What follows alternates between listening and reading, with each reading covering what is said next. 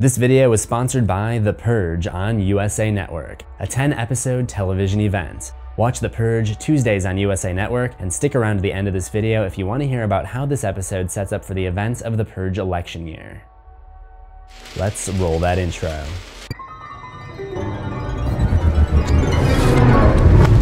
Welcome back to Things You Missed. If it feels like we just purged a few episodes ago, it's because we're getting over 5 times the Purge coverage this year. In today's video, I'll be breaking down everything you might have missed in What is America?, the first episode of this new series. The first thing we see is a shower head beginning to dispense water. This is a significant shot to open on because one of the ideologies of the Purge is that it's a way for the upper class to cleanse society of the poor, the homeless, and the mentally ill. I've talked about the reasoning for this before, but to quickly sum it up, these are all groups that rely on government money to fund food stamps, shelters, etc. So the Purge is more of an excuse to remove these groups, and there are actually many instances with these corrupt politicians using the word cleanse to describe the Purge. So who is this group that's being cleansed in the showers? It's the robed Purge cult, possibly called the OMF, that we see giving themselves up to purgers as part of a ritual. So they're cleansing themselves for this ritual. They also show great support for the idea of the Purge since they've been brainwashed into believing that they're not dying but going to this place called the Invisible.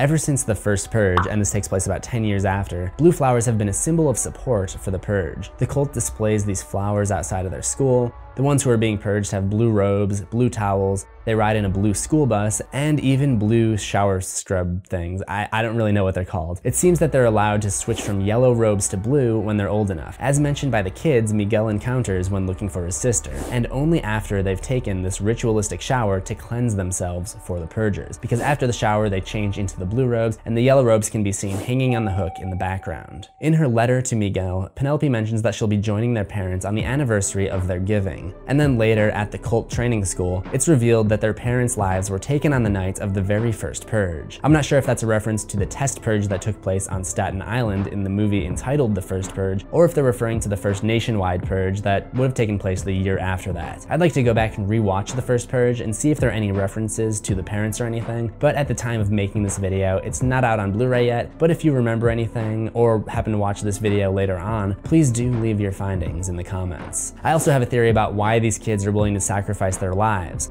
The first place that Miguel goes to try to find his sister is a rehabilitation center. We don't know whether she's a drug addict or an alcoholic, but either one of these would put her in a group of people that the NFFA political party is trying to eliminate. I think this freaky lady who's the leader of the cult is an NFFA member who's rounded up these kids or young adults who are recovering because they're in a state where they can be easily manipulated. She then tricks them into believing they're doing something good by sacrificing themselves to the Purge. Another piece of evidence to support that theory is that in this iteration of the Purge, we learn the answer to a long-pondered fan question. What happens to hospitals during the Purge? There are always patients who need to be treated, so you can't just shut down hospitals for 12 hours the same as you do with emergency services. It's been stated in the movies that certain locations and people are protected, and in this episode, the protection of hospitals is confirmed. However, Miguel finds out that the rehabilitation center his sister had been staying in does not have the same protection. This doesn't make a whole lot of sense from an operational standpoint, because these patients would need the same constant care that a hospital patient would need. But try looking at it from the NFFA standpoint. Rehab centers are filled with those that they don't deem fit for society, whereas hospitals will house some of their own. In fact, only the rich will be able to afford long hospital stays, so it makes sense to have them be a safe haven.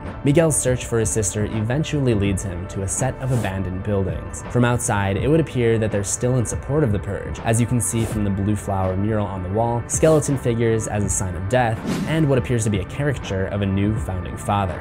However, the inside looks like it was once the center of a civil rights movement. There are paintings of civil rights figures like Martin Luther King Jr., and there are also quotes graffitied on the wall. I freed 1,000 slaves. I could have freed more if only they knew they were slaves. I looked it up, and apparently this is widely known as a quote by Harriet Tubman, although there's no proof that she actually said it, but the meaning still stands. There's also an MLK quote. Almost always, the creative, dedicated minority has made the world better. The name Assata Shakur, who is known for murdering a state trooper and using violence to further her agenda, also appears on the wall. The second of the 3 main storylines follows a woman named Jane, who works for an equity firm and is forced to work on Purge night. A private equity firm usually manages investment funds. Investment funds are similar to the Purge itself in that they involve a pool of investors taking advantage of the size of their group. It's very similar to how the NFFA bands together to take advantage of the lower class. Jane is trying to work herself up to a position of power within the company. When visiting her mom in the hospital, her mom mentioned something about Jane needing to get a promotion, telling her that she would have it if she had just played the game. Jane doesn't want to talk about it. It seems like a sore subject, but I'm guessing that Jane's bosses are corrupt and asked her to take part in some shady business tactics or possibly tried to take advantage of her. There is some evidence of her employer's inappropriate behavior when one of her bosses joins the rest of the workers via video call, and Jane calls him out for being the type of person to eavesdrop. Then, in the most creepy way possible, he tells her that he's always watching and listening.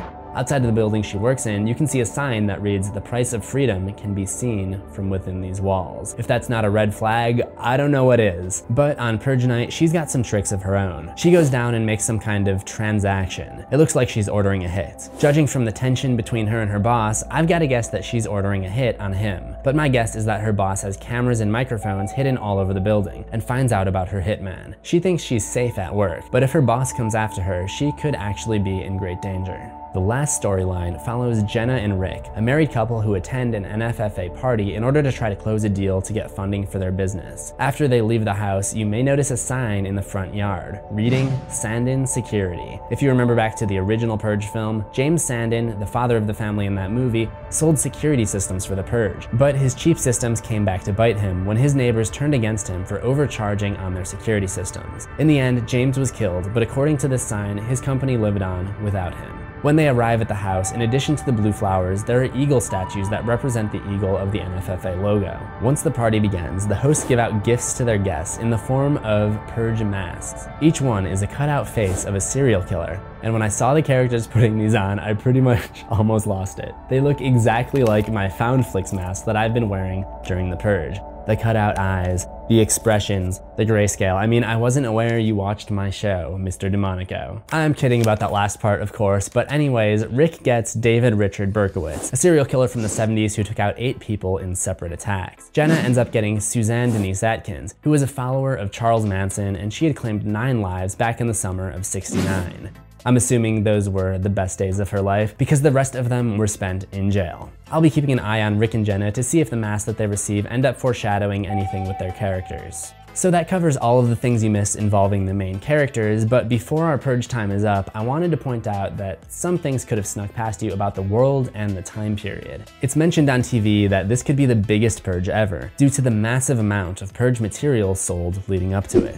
Like this guy, who buys 12 rolls of toilet paper. I mean, I can only imagine he got caught TPing some house as a kid on Halloween or something, and so he decided to spend his Purge night, where he can literally do anything, by the way, throwing toilet paper on old Miss Jenkins' place when there's nothing she can do about it. But if the reports are correct and this is the biggest Purge, it makes sense how this could lead into the Purge election year, with people being devastated by the damage of this year's Purge and really turning against the idea. They'd be looking for a candidate to get behind in the next election, which would take place in 2032, because Senator Roane doesn't win the White House until 2 elections later in 2040. It's going to be hard to see from this image, but if you zoom in on any license plate in the show, the individual state insignia are gone in favor of a design that says "A Nation Reborn." I wonder if the 50-state system was somehow removed by the NFFA in order to keep them in power. Another point on the current political situation: America is currently at war. When Miguel explains that he just got back from the Marines, one of the guys chimes in and asks why he isn't off still fighting. So although we know that there's a war going on, we don't really know any of the details. The last thing to note is that something major happened on last year's Purge. As Jane signs in at her office, the following can be heard on the radio in the background.